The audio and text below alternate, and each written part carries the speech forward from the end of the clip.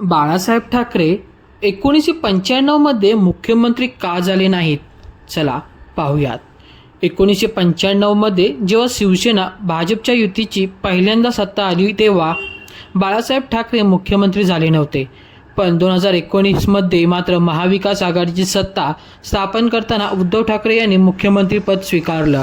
या दोन्ही घटनांची कारणंही तितकीच रंजक आहेत. त्याचाच आढावा आपण आता घेणार आहोत. बॅरिस्टर मोहनलाल करमचंद गांधींचा महात्मा गांधी होऊ शकतो, तर कार्टूनिस्टचा शिवसेना प्रमुख का होऊ शकत नाही? आपकी अदालत या प्रसिद्ध कार्यक्रमात एका प्रश्नाचं उत्तर देताना बाळासाहेब ठाकरे यांनी हा उलट प्रश्न विचारला होता. बाळासाहेब ठाकरे शिवसेना प्रमुख तर झाले, पण ते कधीही मुख्यमंत्री झाले नाहीत. त्यांनी कधीही कुठलीही निवडणूक लढवली नाही. कुठलंही वैधानिक पद त्यांनी भूषवलं नाही. असं का?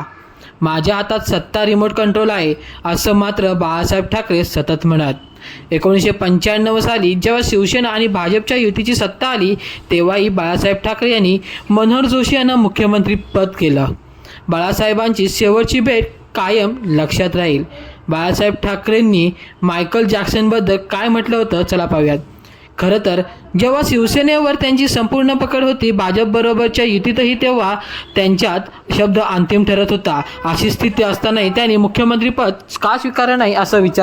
मी कुठलीही निवडणूक लढवणार नाही किंवा माझ्या कुटुंबातलं कुणी निवडणूक लढवणार नाही. ठाकरे घराणं कुठल्याही सत्तेत आम्ही सत्तेच्या पलीकडे लोकांची सेवा करण्यासाठी राजकारणात आहोत. या भूमिकेवर बाळासाहेब ठाकरे शेवटपर्यंत ठाम राहिले. 2019 पर्यंत ठाकरे कुटुंबीय सुद्धा या भूमिकेवरती ठाम राहिले. 2014च्या विधानसभा निवडणुकांआधी मे 2014 राज ठाकरेंनी स्वतः निवडणूक लढवण्याची घोषणा केली. मुख्यमंत्रीपद स्वीकारण्यासाठी आपण तयार असल्याचं सुद्धा अप्रत्यक्षपणे मान्य केलं.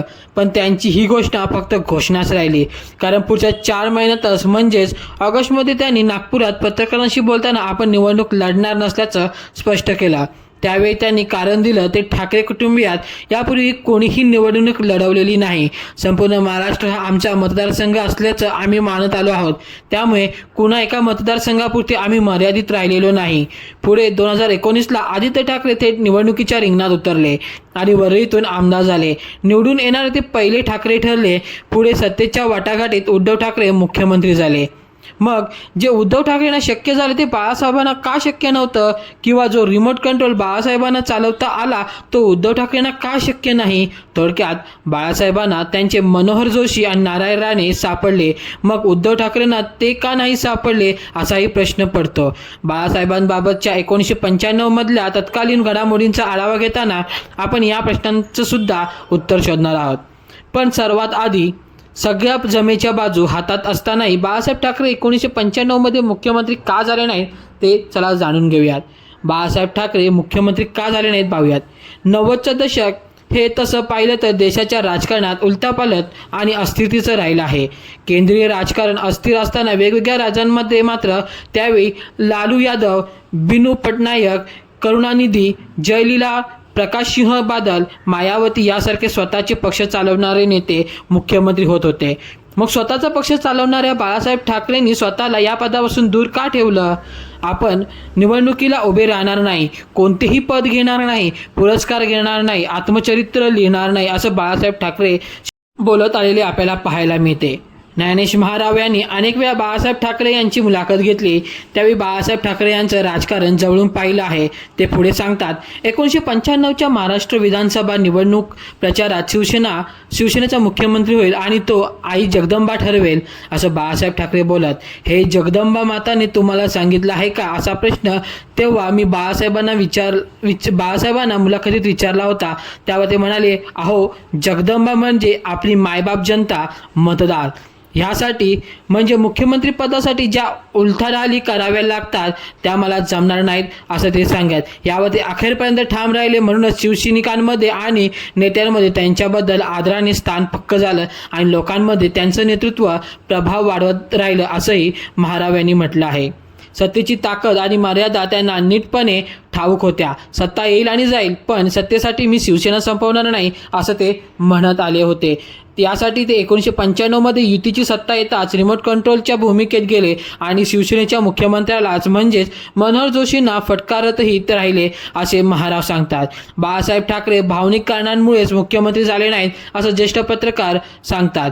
भारतकुमार राऊत यांनी सुद्धा बाळासाहेब ठाकरे यांचं राजकारण जवळून पाहिलं आहे. महत्त्वाचं म्हणजे ते बाळासाहेबांच्या काळात शिवसेनेचे राज्यसभा सदस्य देखील राहिले होते. पण 1995 मध्ये बाळासाहेब ठाकरे यांचा मतदानाचा अधिकार बाधित होता. 1987च्या प्रभू विरुद्ध कुंटे खटल्याचा निकाल 1999 साली लागल्यावर ते पुढे 6 वर्ष त्यांचा मतदानाचा अधिकार काढून घेण्यात आला होता. त्यामुळे या खटल्यांमुळे बाळासाहेब ठाकरेंनी मुख्यमंत्रीपद स्वीकारलं नाही या म्हणण्याला काही अर्थ नाही, ज्येष्ठ पत्रकार पद्मभूषण देशपांडे यांना वाटत होतं. ते सांगतात, आपण जर तत्कालीन घटनाक्रम आणि तारखा लक्षात घेतल्या तर बाळासाहेब ठाकरेंना अशा तांत्रिक कारणांपेक्षाही मी सत्तेच्याही पलीकडे आहे, मला सत्तेचा मोह नाही अशी त्यांची एक धारणा होती. आपण या सत्तेतल्या सर्व पदांपेक्षा मोठे आहोत अशी बाळासाहेब ठाकरेंची भूमिका होती. म्हणूनच त्यांनी स्वतःला हिंदू हृदय सम्राट अशी उपाधी दिली होती. जे बाळासाहेबांना जमलं ते उद्धव ठाकरेंना का जमलं नाही? बाळासाहेबांच्या काळातही शिवसेना आणि उद्धव ठाकरेंची शिवसेना यांच्यातील फरकाविषयी अनेकदा लिहिलं आणि बोललं जातं. पण सत्ता स्थापनेच्या दोन्ही वेळची परिस्थिती वेगळी होती यावर मात्र सर्वच राजकीय विश्लेषकांचं एकमत आहे. बाळासाहेब ठाकरे आणि उद्धव ठाकरे यांचे स्वभावही वेगवेगळे आहेत.